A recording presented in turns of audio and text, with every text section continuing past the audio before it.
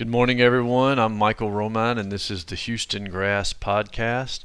We are in the last week of May of 2025 here.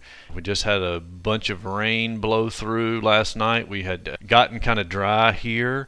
Lots of drought knocking on our door from the west here and on the kind of greater Houston area. Last night we got about an inch at our farm and close to 2 inches here in Rocheron area, and about the same at my house in Missouri City. Much needed rain. We'll take all we can get. The oven's about to get cranked up here. That is also what we're going to talk about. The easy months of taking care of grass are just about behind us. The challenging times are probably about the next 4 months. In the springtime with the moderate temperatures, if you keep up with the watering, if we're not getting rain, you mow regularly, put some fertilizer out there once or twice, you can have a pretty green yard. We're coming to the time of year that you've got to really keep an eye on things, and you do have to pay attention a lot closer. There's a list of challenges, and granted it's not a long one, but if you're paying attention, treating preventatively for several of these things is a great idea. They do rear their heads, and not letting them get out of control before you do something about it makes life a lot easier as well. We're going to talk about a little bit about summer lawn diseases, some of the bugs that can be an issue, and how you should be watering and how you should be mowing. I'll also touch on a little bit how to kind of identify some of these issues as well. We'll also talk about what to be paying attention to and what you need to do to when you're laying new grass this time of year, and what you can do to have it survive and thrive even in the hotter summer months. So first of all, we will talk about fighting the funguses. We are getting into the hot and humid time of year. June, like I said, through August, maybe even into September, you really get into gray leaf spot. You might even see what looks like brown patch, but that's the yellow circles, but it's actually summer patch. It's pretty much the same thing, but you don't get the perfectly yellow circles. It's more of a smattering of that yellow color, and that's summer patch. And both of those are easily treatable with Heritage G fungicide. It's great if you can put it out there as a preventive. It costs less because the preventive rate versus the curative rate, meaning the curative is, I've already got this, now you basically have to double up on it. And I think it's like 1.5 pounds per 1,000 square feet versus 3 pounds per 1,000 square feet. So you double the amount of material that you have to use once you already have this. So especially that where we really see gray leaf spot, you start to see it if we get a lot of rain and it stays cool and kind of moist for several days. It'll come up in all grasses, especially grasses you've been taking care of, like you've been doing what we've been telling you to. You have been watering, you have been fertilizing. That's where you really see it. But the problem is grass that's planted in the shadier areas, because it does stay cooler and more moist for a longer time in there. It's a real good recipe for that stuff getting kicked off. If you've gotten palmetto from us, this is the time of year that we really encourage anybody that's planting new grass. And if you ask us the question, we're going to tell you to plant palmetto in a shadier area as you're putting that grass out there, to treat with something preventatively.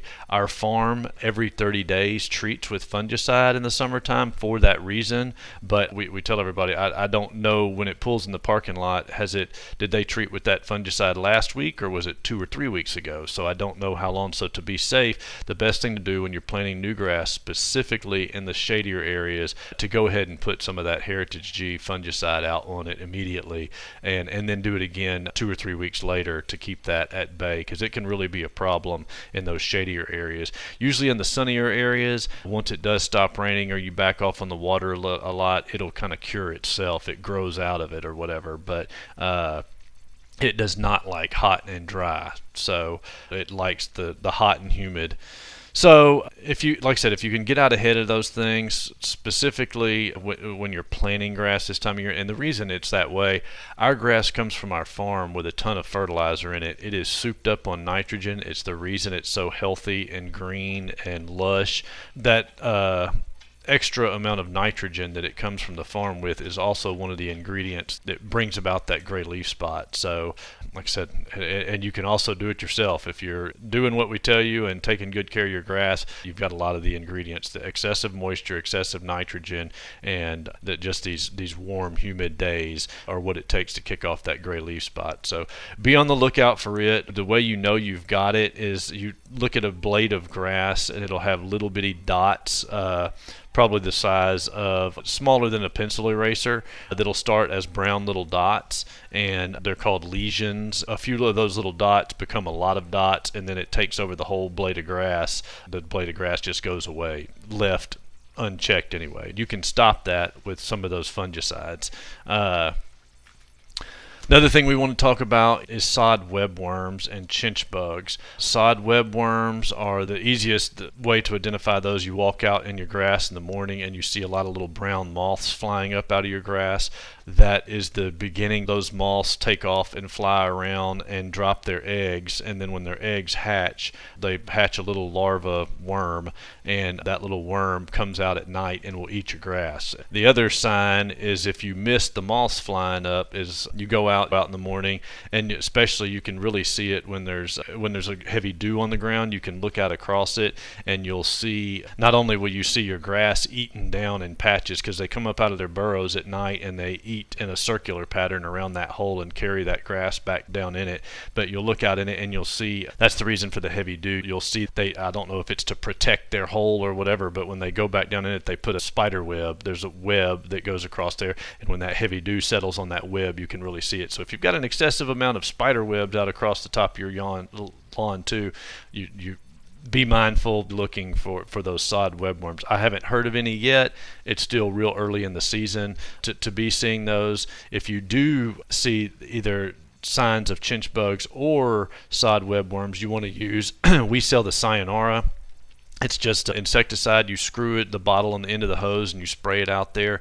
We like the liquid because you get the instant kill from that, as opposed to putting down granulars. For more long-term effects, it doesn't hurt to put the granular out as well, but you definitely want to get that liquid out there as soon as possible. And it's not going to be a one-time thing. You're going to have to do that, whether we're talking about chinch bugs or sod webworms. You're going to have to do it 2 or 3 times to make sure you hit the different stages of like I said, when it goes from the moth to the larva to the eggs and all that business. So you'll have to do it a few times over a 10-day period. So that is what you want to do. Now, chinch bug damage, that is when we get real hot and dry. Chinch bugs do not show up in an area unless they only show up in drought-stressed grass. So somebody that is begging for mercy on that water bill, and it's been real hot and dry, and we're not getting any help from Mother Nature, and you've failed to turn on the irrigation system or pull that hose out and water, and you've pushed it just a little too long, that's when chinch bugs will show up. And they normally show up in where concrete meets, say a driveway meets a sidewalk or something like that, where the driveway meets the street, where that sun really reflects off of that concrete onto the grass and stresses that grass and that corner there, and it'll start right there. The chinch bugs will move in and they eat it, and once they eat it, that grass is dead. It does not come back. Nothing will come back there except the weeds. So you see some damage like that, you need to do, again, spray with one of the insecticides a couple of times, and then you need to scrape that grass out of there, that dead grass out of there, and replace it, because it is not coming back. So that is a little bit about those.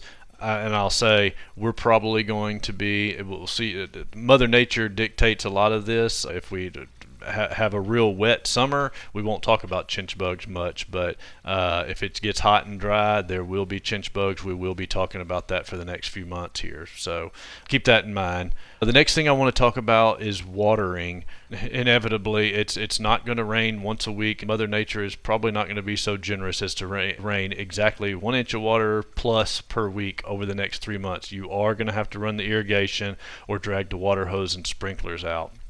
I saw on Facebook this past week, the Garden Line, they did a real good job of telling everybody how to water, and they jumped up and down on the same things that we do.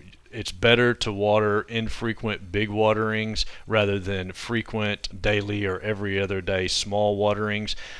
Basically, if you water for 5-6 minutes, that water just gets trapped in the thatch layer and stuff. It never even makes it down into the dirt, much less deep penetration into the dirt, which is where you want it, so that those roots chase that water down and it builds a stronger plant that's able to last longer in drought situations because it's pulling water from deeper in the ground. So you got to get that 1 inch of water per week. This time of year, obviously, if you have an irrigation system and you've got the rain sensor, you don't want to overwater. It's silly to waste your money on doing that. So you do want it to kick off if we get a good rain, but a 1/4 inch rain kind of doesn't count. What you're really wanting to do is put down is 2 1/2 inch waterings per week, ideally, whether you do that with an irrigation system or with a hose and a sprinkler. People ask all the time, well, how long do I need to run? And we've got to go through what type of sprinkler heads do you have and what is your water pressure and all that. The best way to tell that is to get some cheap rain gauges or even a tuna can and stick them out in random places around your yard and make sure that everything's getting a 1/2 inch watering, a full inch per week, a 1/2 inch of water at a time.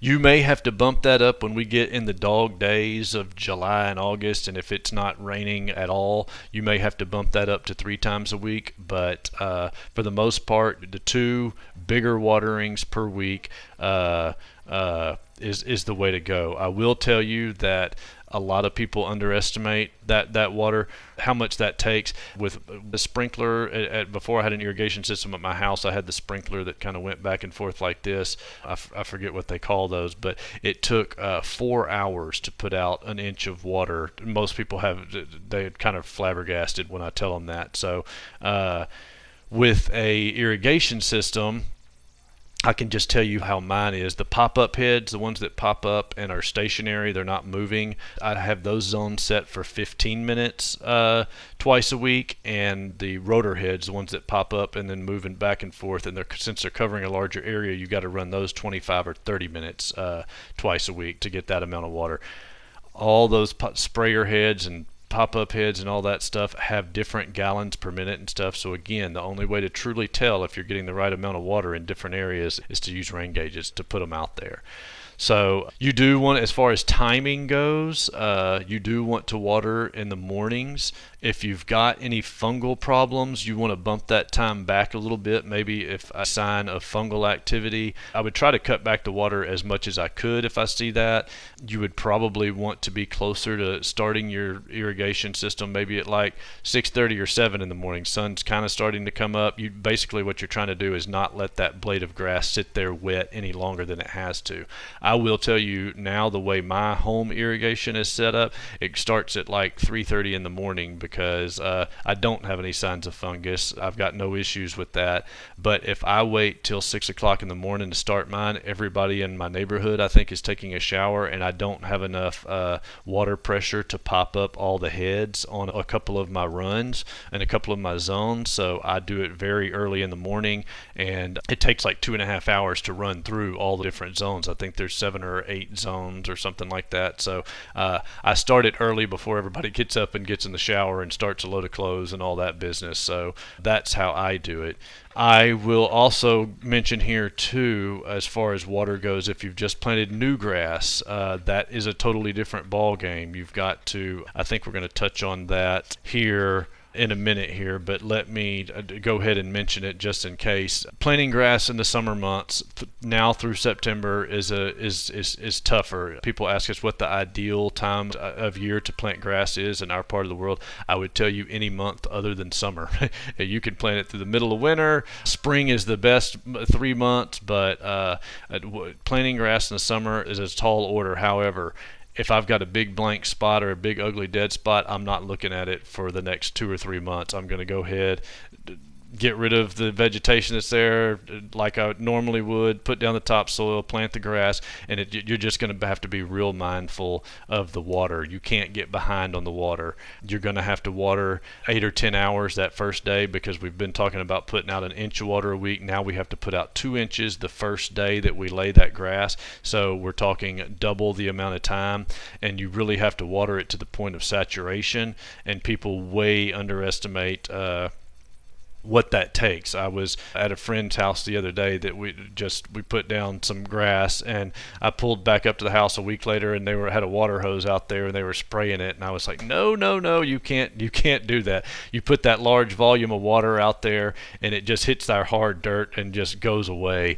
You've got to slowly apply that water, so it's got to be out there with a sprinkler or an irrigation system, and you just got to let it run for hours. And you're really trying to get that dirt on dirt contact we talk about. You're really trying to stick that piece of grass to the ground, and you never have to water like that again, but that first day is very, very critical.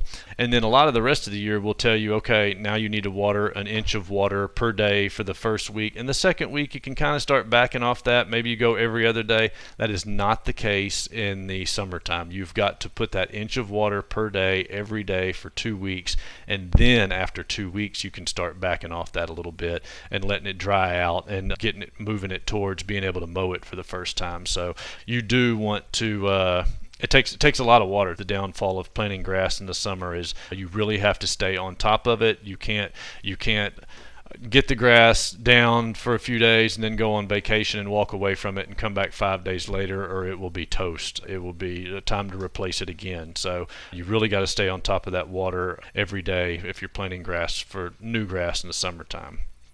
That was water. Now I want to move on a little bit here to mowing. We'll talk about this. This is the time of year too that we like to encourage everyone to increase that deck height up 1 or 2 notches, at least a half inch, maybe take from 3.5 to 4 inches, or if it's a shadier area, even taller, maybe you go to 4.5 inches. Those blades of grass will help protect that soil. The taller that it is, it'll hold that moisture in, keep the sun off of that soil, and make that water not evaporate so fast, and it'll protect the roots and runners and all of that when you keep that mowing height up. So resist the temptation to scalp your lawn at all this time of year, and don't let your yard guys, if you've got yard guys doing it, don't let them do it either, because it can be a mess.